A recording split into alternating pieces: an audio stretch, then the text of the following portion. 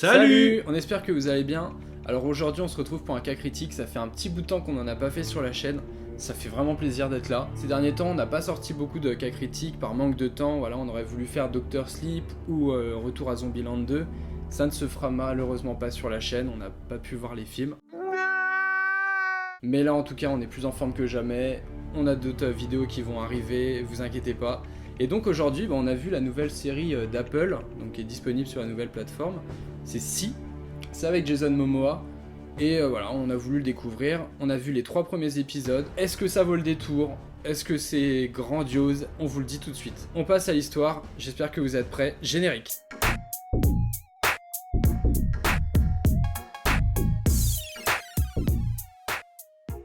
Alors Si, c'est l'histoire d'une tribu dans un futur post-apocalyptique dans lequel tout le monde est aveugle. Un jour, 2 enfants naissent et ils sont dotés de la vue. C'est alors que démarre une sorte de quête pour les protéger d'une reine avide de pouvoir.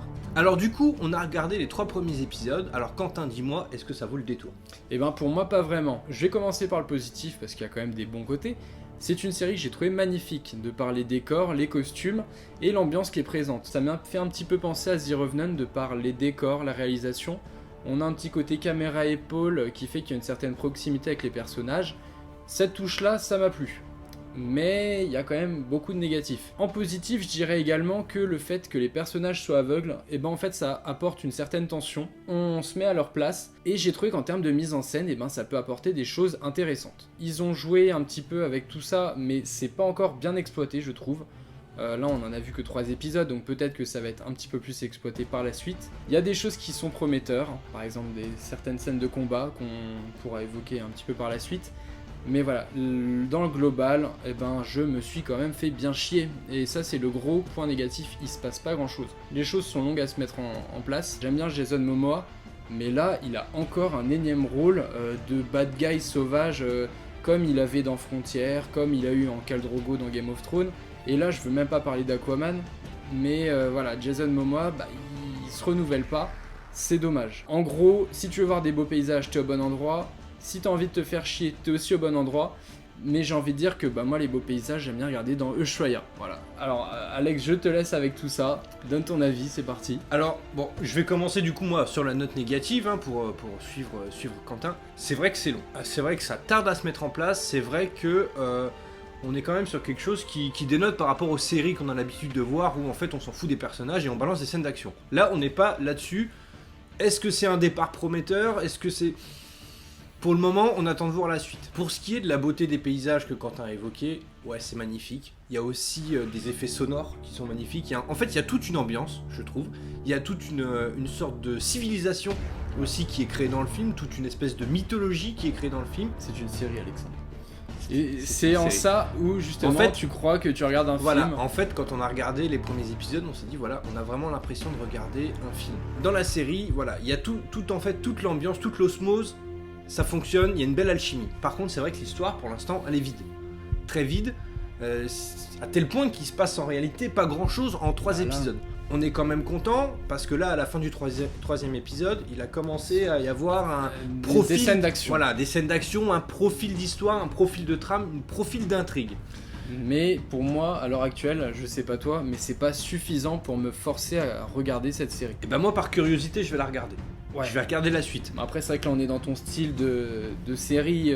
Qu'il faut dire, c'est que c'est une série donc, qui est développée par Steven Knight. Steven Knight, en fait, c'est celui qui avait fait la série Taboo avec Tom Hardy et qui est aussi un des scénaristes de Peaky Blinders. Donc voilà, le gars, c'est quand même traité de l'audiovisuel en série. Mais pour l'instant, moi, ça m'a pas convaincu du tout. À la réal, on retrouve Francis Lawrence, donc celui qui était à la réal des derniers Hunger Games. De Constantine ou encore de Je suis une légende. Voilà, niveau réel, moi j'ai rien à redire parce que je trouve que... Extrêmement bien réalisé. C'est bien réalisé, il y a une volonté de mettre en scène, il y a une volonté de magnifier ces décors naturels, donc là-dessus j'ai pas de soucis. Mais le problème c'est que tout ça, ça ne fait pas tout. Et moi quand je regarde une série, alors oui, je suis prêt à attendre 1 épisode, 2 épisodes que ça se mette en place, mais là on est quand même sur une saison où il y en a 8. Donc si au bout du 3e, je suis pas le pagaie, moi je suis désolé, je vais pas faire l'effort. Sachant que là en plus c'est une série qui est sur Apple TV+, donc la nouvelle plateforme, qui est payante, alors qui est moins chère que du Netflix ou éventuellement du Disney+. Mais voilà, faut pas déconner quoi, on paye pour ça, voilà, on j'aimerais avoir quelque chose d'intéressant. C'est vrai que pour une première, on va dire une première série phare avec un contenu original, on est sur quelque chose d'assez étrange. Après, honnêtement, je pense que ça vaudrait quand même le culot de la regarder jusqu'au bout. Ne serait-ce que voilà, pour l'intrigue qui commence à se mettre en place, qui moi, du coup, ça a éveillé ma curiosité, mais en réalité, je comprends que beaucoup est lâché au bout du premier ou du deuxième épisode. Parce qu'en réalité, le premier épisode, il nous a mis en haleine tout de suite. Premier épisode, deuxième, troisième scène de combat, machin, ça se bat, c'est génial. Et après, plus rien pendant un épisode et demi. Je tiens à revenir quand même sur quelque chose au niveau de cette première scène de combat. À un moment, il y a des effets spéciaux qui sont juste dégueulasses. Mais vraiment dégueulasses. Et je comprends pas que Apple ait pas mis plus les moyens. Il y a un seul effet avec voilà, des effets spéciaux, quelque chose de grandiose à faire. Sachant qu'on est dans le premier épisode. Qu'on est dans le premier épisode, minutes, hein. Voilà. Avec Quentin, on a fait.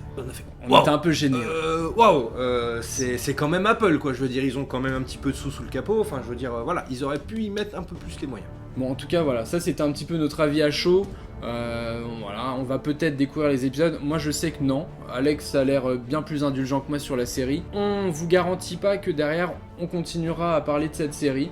Tout dépendra du temps et de l'envie. Voilà. Mais en tout cas, voilà, on voulait le faire découvrir cet avis à chaud. Voilà.